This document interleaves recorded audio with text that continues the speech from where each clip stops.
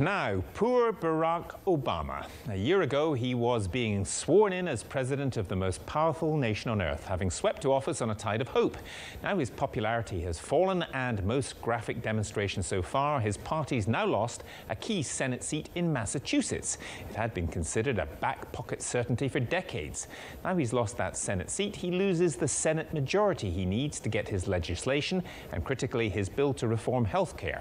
Well, my colleague Jeremy Paxman spoke to Howard Dean, who stood unsuccessfully as a Democratic presidential nominee in 2004, and started by asking him what went wrong for Obama in Massachusetts.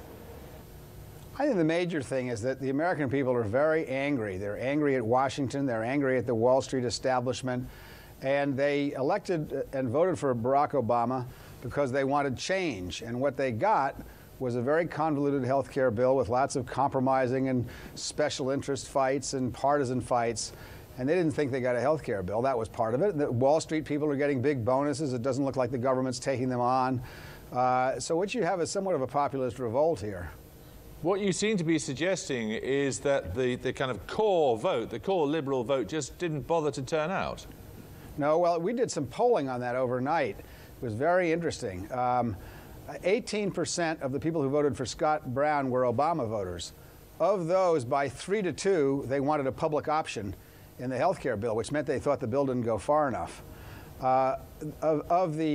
then polled Obama voters who didn't bother to vote. Of them, 6-1 decided they wanted a public option, and they didn't think the bill went far enough. So this is not, contrary to what a lot of American pundits are talking about, this is not a revolt of the right. This is Barack Obama's core base not thinking that we've done what he was asked to do.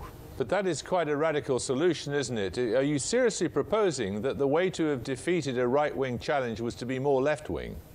Well, that's correct. The left wing, I think, you know, the Washington pundits are stuck on this left-right stuff. That's gone. People aren't thinking about left and right anymore, except for the dinosaurs like me. People are now thinking about change versus not change, and any kind of real change. Any president who was seen to kick the special interests in the rear end and get them out of the way was going to be popular whether they're on the right or the left. This feeling of disappointment, disenchantment, things not being followed through, opportunities not being seized, how widespread is it across the country? It's very, very widespread. I had a couple of Republicans tell me from Indiana, tell me they'd voted for Obama the last time and they weren't going to do it again unless things changed. I do think we have an opportunity for redemption. I think we can salvage a decent health care bill, probably through the reconciliation process, and I think we can go on and regulate Wall Street the way it ought to be regulated. And you're going through these same things in Britain. I've got to believe that the population there doesn't think that the government's taking enough effort to support the public as opposed to the institutions. Are you personally disappointed? I mean, there's a whole raft of things, from the closure of Guantanamo Bay to the climate change bill, Afghanistan, the economy, all sorts of things. Are you personally disappointed? I think in general the president's done a very, very good job, and he doesn't get much credit for it. He's done a terrific job on the environment. He's restored America's good name around the world.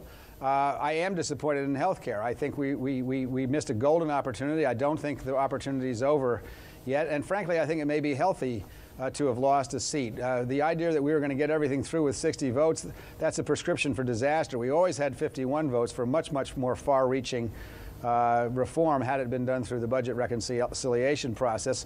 We can't get that kind of reform now, but I still think we can do a decent amount of reform, and we should do that quickly. And get it done, and then turn our attention to what the American people want, which is jobs and some tax reform and things of that sort. You think when the audit of history comes to be passed on the Obama presidency, this reverse 1 year in, his low approval ratings and so on, will be seen as a blip, do you? I mean, he's going to go down in history as a successful president in your judgment? I think this is a very smart president. I think there's a lesson for everybody. I hope they draw the right one. The lesson is not to move further to the right and compromise more. That's clearly a losing proposition. The message is to speak to your base, to stand up for what you believe in. Look, I didn't agree with anything that George Bush did, but he did know how to talk to the American people. And they supported him, even though they didn't agree with the things that he was doing, until the end, when we got an enormous economic problem and 2 wars that we couldn't sustain. So I think strong leadership matters a lot. I think the president's capable of strong leadership, and I think you'll see that from now on. Howard Dean, thank you very much. Thanks so much for having me.